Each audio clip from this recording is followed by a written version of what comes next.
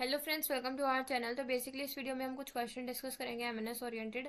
आई hope आप लोगों के लिए वीडियो बेनिफिशियल रहेगी, तो वीडियो को एंड तक देखना। ठीक है, पहला क्वेश्चन है कि काफी बच्चे पूछते हैं कि हमें एमएनएस के एग्जाम के लिए कितने क्वेश्चन प्रैक्टिस करने की रिक्वायरमेंट होती है, क्योंकि एमसीक्यू बेस्ड आपका पेपर होता है, ऑब्जेक्टिव पेपर होता है, तो हमें कितने क्वेश्चन की रिक्वायरमेंट होगी प्रैक्टिस की कि वही हमारा एमएनएस एग्जाम क्रैक हो जाए। तो ये क्वेश्चन हम डिस्कस करेंगे। और दूसरा है कि how many hours should I study for MNS, कितने घंटे की पढ़ाई हमें पढ़नी चाहिए ताकि हमारा जो है एमएनएस की पढ़ाई भी सही से हो जाए, सिलेबस पूरा हो जाए, रिवीजन भी कर ले। तो वो भी हम देखेंगे।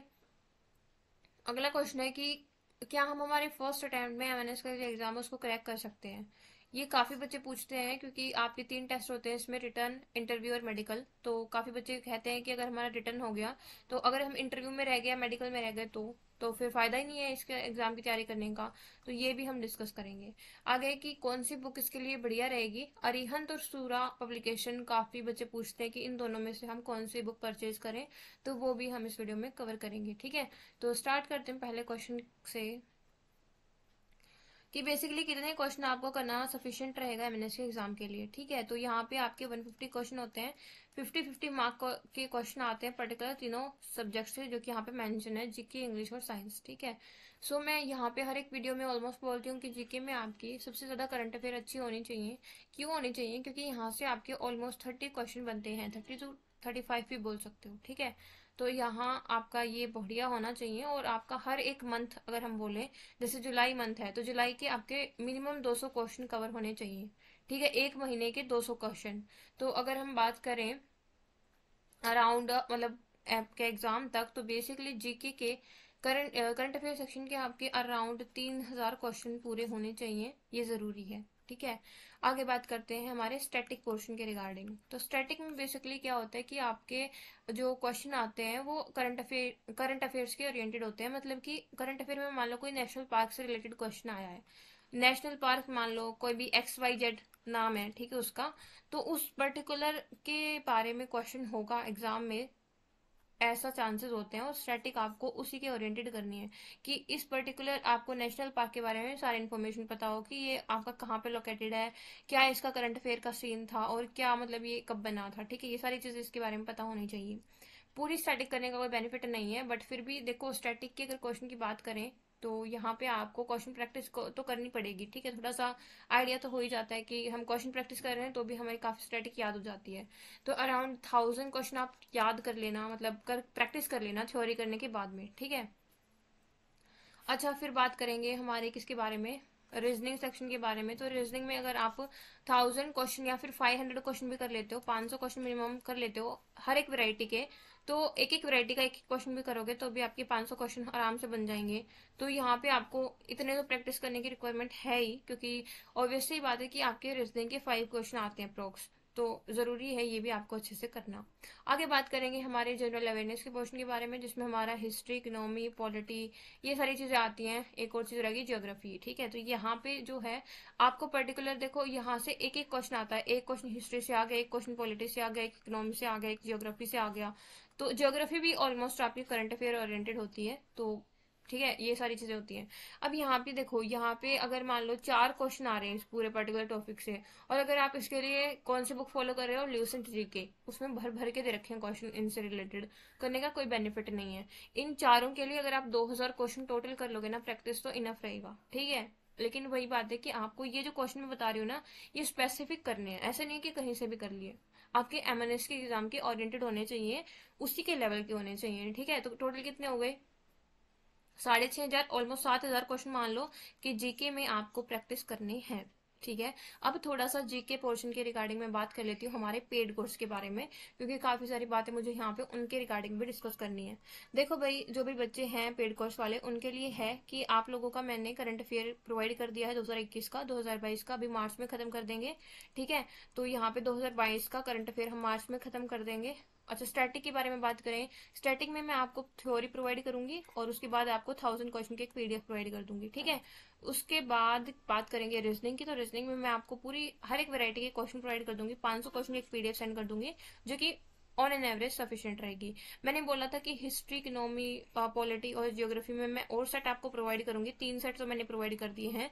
तो एक सब्जेक्ट के मैं टोटल 500 क्वेश्चन डालूंगी। तो आपके जो भी क्वेश्चन रहते हैं अभी, वो आपके इस पूरे मार्च के मंथ में आ जाएंगे। ठीक है, सारी चीजें यहाँ पे जिक्के वाली रेडी है। तो मैं आपको बस थोड़ी सी फिनिशिंग है कि भाई कहीं कोई एरर तो नहीं है, कोई क्वेश्चन गलत तो नहीं है, वो देखना है। फिर मैं आपको अब ये वीक आएगा मंडे से, इसमें सेंड करना शुरू कर दूंगी। ठीक है। अब आपके मन में ये भी डाउट होगा कि दीदी इतना सारा आप प्रोवाइड करो कि मार्च में तो हमारा तो पूरा ही नहीं हो पाएगा, फिर हम इसको करेंगे कैसे। तो ये यहाँ पे देखो, ऐसा नहीं है कि मैंने मार्च में प्रोवाइड कर दिया और मेरा काम खत्म हो गया। जी नहीं, मैं आप लोगों का टेस्ट लिया करूंगी पीडीएफ फॉर्म में, जैसे हम फरवरी में हमने जो टेस्ट किए थे जीके वाले, उसी तरीके से। उससे बेनिफिट क्या होगा, उससे आपको बेनिफिट होगा कि आपके ऊपर भी थोड़ा सा बर्डन रहेगा कि हाँ हमें करना है, मतलब टेस्ट है, थोड़ा सा टेस्ट का भी बर्डन होगा ना, तो वो आपके लिए अच्छा होगा। तो मैं आपको खुद से ही वो प्रैक्टिस करवाऊंगी कि अब ये चीज करो, अब ये चीज करो, अब ये चीज करो। आपको खुद से कुछ नहीं करना, ठीक है।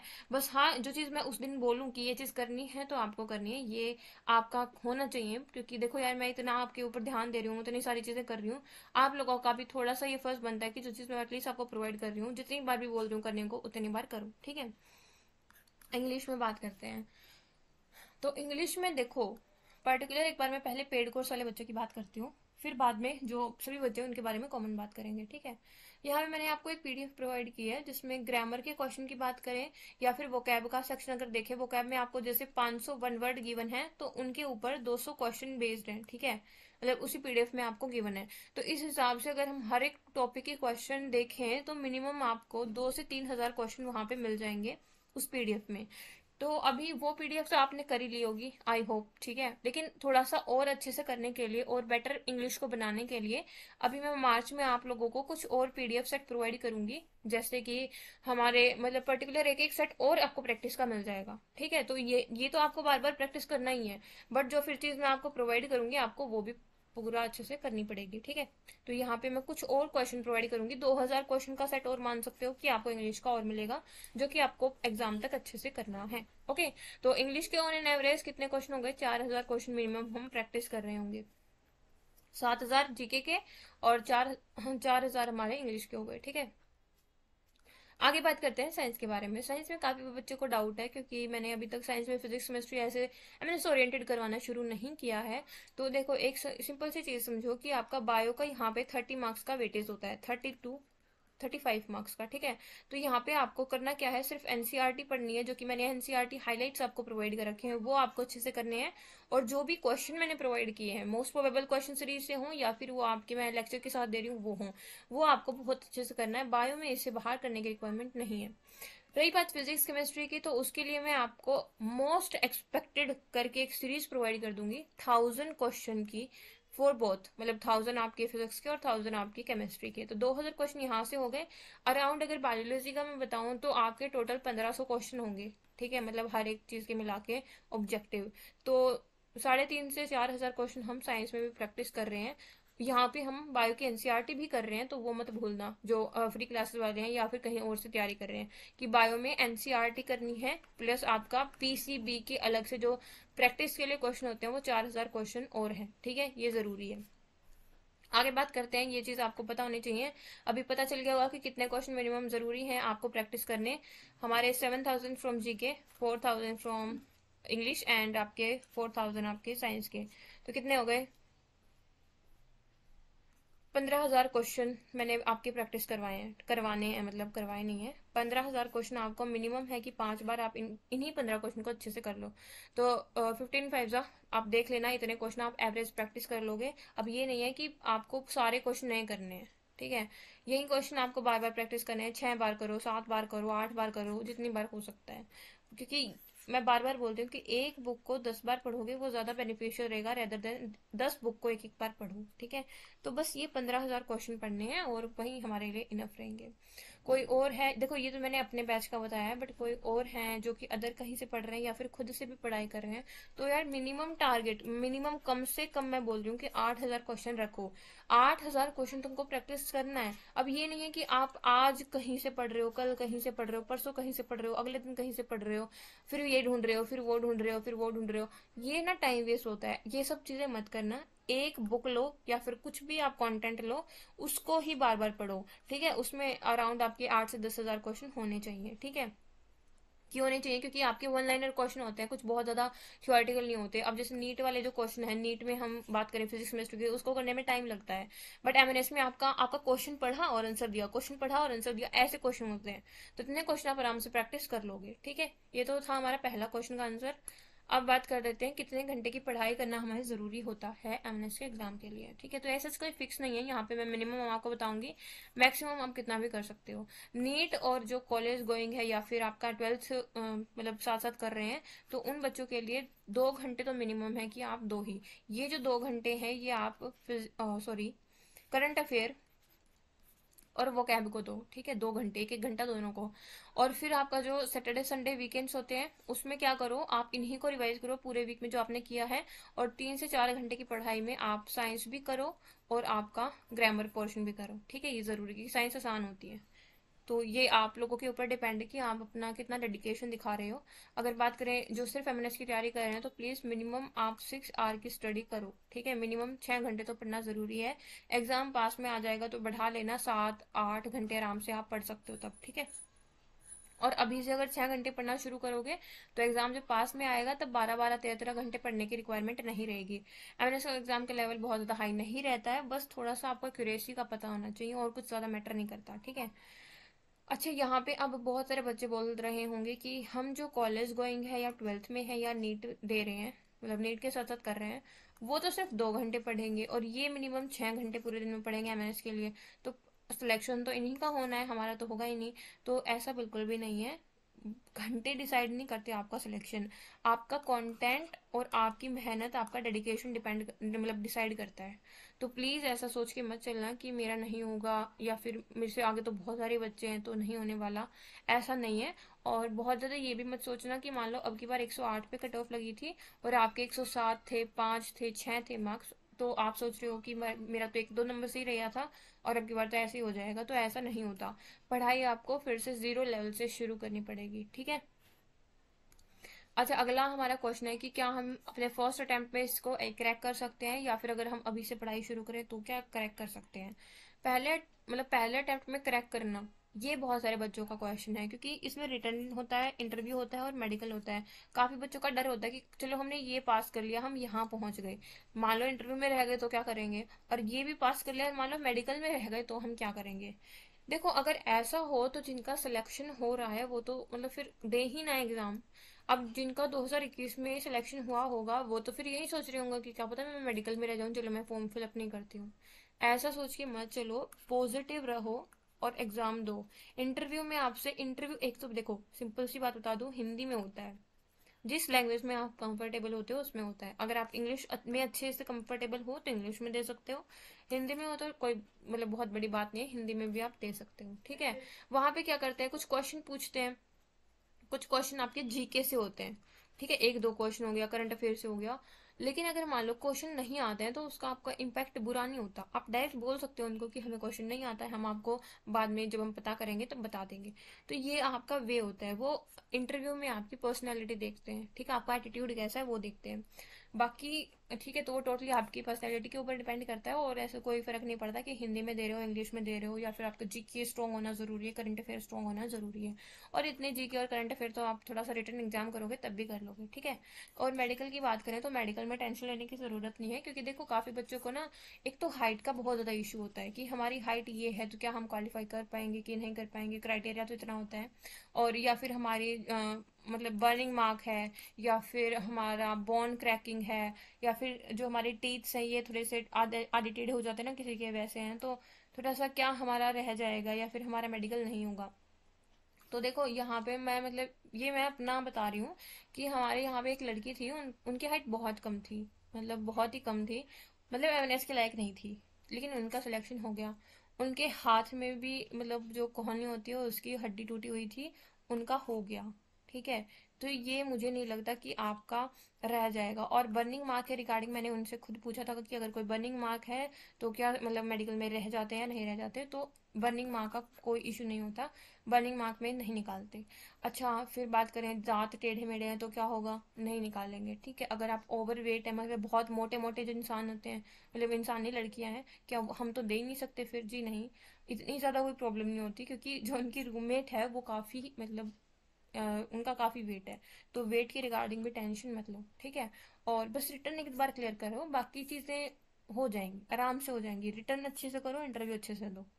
और आई साइट का काफी बच्चों को है। आई साइट की रिगार्डिंग मुझे एग्जैक्टली नहीं पता कि जैसे हाइट में होता है वैसे हो रहा है कि नहीं हो रहा, बट आई साइट का मैं आपको कंफर्म करके बता दूंगी, ठीक है। चाहे कुछ भी हो यार, एक बार फॉर्म फिलअप करके देख लेना।